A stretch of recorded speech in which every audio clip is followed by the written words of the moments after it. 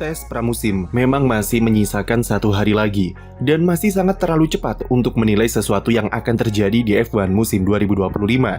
Namun ada satu tim yang menurut kami cukup menarik melihat progresnya selama tes hari pertama dan kedua. Tim itu adalah Williams yang tampil cukup mencuri perhatian dengan Carlos Sainz yang catatkan waktu terbaik pada tes pramusim hari kedua kemarin. Sainz berhasil raih waktu yang tembus ke 1 menit 29 detik yang ia cetak pada sesi sore dan unggul tipis 0,031 detik dari Lewis Hamilton yang waktunya dicatat pada sesi pagi.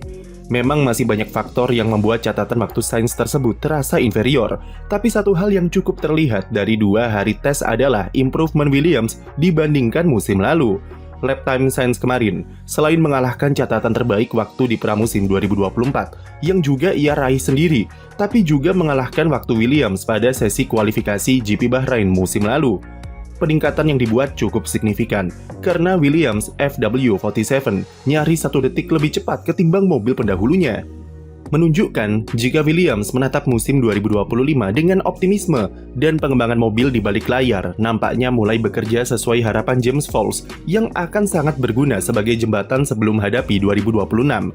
Seperti yang kami bahas dalam video analisis mobil terbaru Williams, secara desain FW47 merupakan evolusi yang lebih aerodinamis dari mobil sebelumnya. Perubahan yang dilakukan memang tidaklah sebesar yang kita kira atau yang drastis seperti tim besar. Namun Williams sangat fokus terhadap bagaimana membuat mobil yang memenuhi semua aspek yang dibutuhkan untuk bisa bersaing di papan tengah secara konsisten. Salah satunya adalah aerodinamika. Selain itu, James Vowles mengakui kalau mobil musim lalu secara karakteristik tidaklah sekuat musim-musim sebelumnya karena tim terlalu mengejar keseimbangan secara overall paket. Akibatnya mereka kehilangan ciri khas mobil roket dengan aerodinamika yang efisien karena ingin lebih konsisten di tikungan. Mereka memang masih kencang di lurusan, namun kekuatan itu tidak bisa dieksploitasi karena keunggulan tersebut tidaklah semutlak seperti musim 2022 atau 2023, di mana Alex Albon bisa lakukan manuver bertahan yang liar serta strategi ugal-ugalan. Di mobil 2025, Williams mencoba untuk memunculkan lagi karakteristik dari mobil yang bisa jadi ciri khas dari bagaimana tim perform di setiap akhir pekan. Bedanya, Williams sekarang tidak mengejar top speed lagi, namun mereka ingin mengejar karakteristik yang bisa diterapkan secara konsisten di semua sirkuit.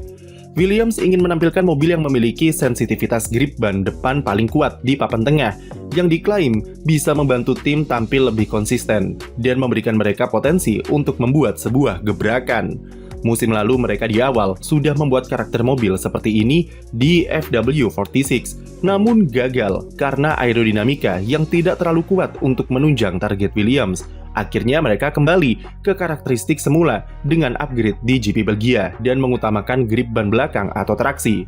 Musim ini, dengan kedatangan Carlos Sainz, Williams berkomitmen untuk merombak bagian depan mobil dan membuatnya memiliki cengkraman ban depan yang lebih sensitif. Mereka sudah punya basic development yang oke di fase paruh kedua musim lalu dengan kekuatan traksi dan keseimbangan saat keluar tikungan. Jadi saat ini Williams hanya perlu memberikan sentuhan improvisasi untuk mengoptimalkan kemampuan mobil di fase entry, terutama di tikungan lambat. Dan dari pengakuan kedua pembalapnya dan pengamatan kami selama 2 hari tes pramusim, bisa dikatakan kalau Williams berhasil mendapatkan apa yang mereka mau. Dibandingkan musim lalu, di mana pramusim Williams kurang mulus dengan beberapa masalah reliabilitas, musim ini memang relatif lebih lancar. Semua program bisa diselesaikan, lalu mendapatkan jumlah lap yang banyak, serta tim memperoleh banyak data yang dibutuhkan untuk memahami FW47 lebih dalam. Impresi yang ditunjukkan baik dari Alex Albon maupun Carlos Sainz sama-sama positif. Albon sendiri mengakui kalau salah satu target Williams untuk improvisasi performa di tikungan lambat sudah dicapai. Tikungan lambat seperti tikungan 8 dan 10 yang sebelumnya memerlukan pengereman yang ekstra untuk bisa berbelok. Sekarang Albon merasa sensitivitas yang meningkat saat menikung di sana.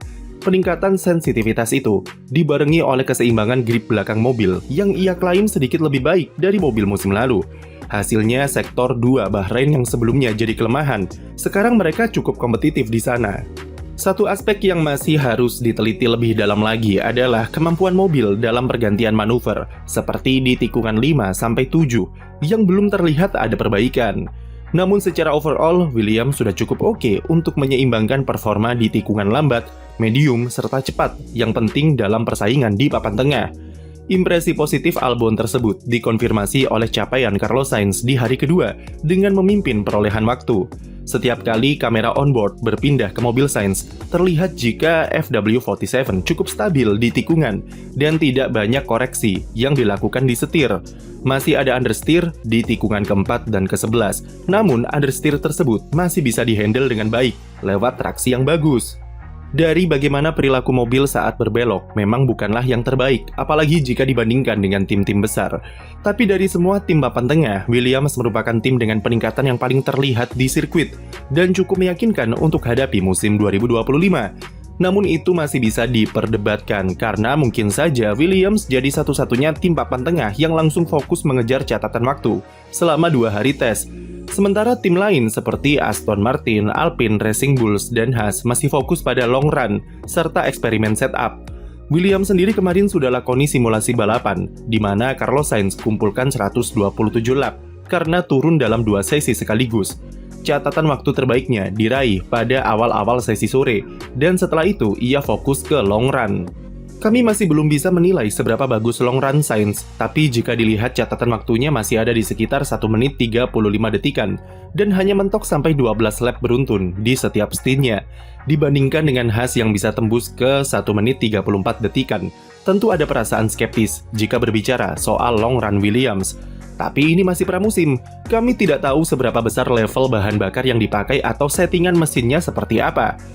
Peran Sainz dalam pemberian masukan serta Pat Fry yang musim lalu bergabung kembali setelah dibuang dari Alpine jelas memiliki kontribusi. Sainz seperti yang berulang kali kami jelaskan, merupakan salah satu pembalap yang memiliki feedback teknis yang cukup mumpuni dan bisa diandalkan tingkat presisinya.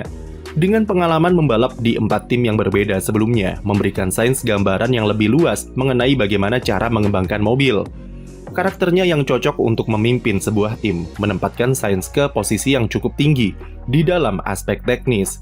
Meski baru bergabung bulan Desember tahun lalu, Williams sudah menerapkan berbagai masukan dari pembalap Spanyol tersebut ke W47. Terlihat dari beberapa DNA Ferrari di moncong dan sidepod mobil. Satu kekurangan yang masih ia rasakan adalah sulitnya beradaptasi dengan mesin Mercedes, mengingat dia baru pertama kali merasakan mesin buatan pabrikan Jerman tersebut. Mesin Mercedes ia klaim memiliki karakter yang cukup berbeda dari Ferrari dan memaksanya menyesuaikan diri dengan berbagai macam mode mesin, full mix, manajemen baterai, sampai cara akselerasi supaya traksinya optimal.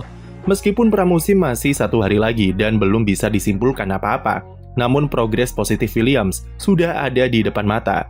Masih banyak PR, terutama dari aspek long run yang belum begitu meyakinkan, dan hari terakhir akan dimanfaatkan Williams untuk menguji degradasi ban.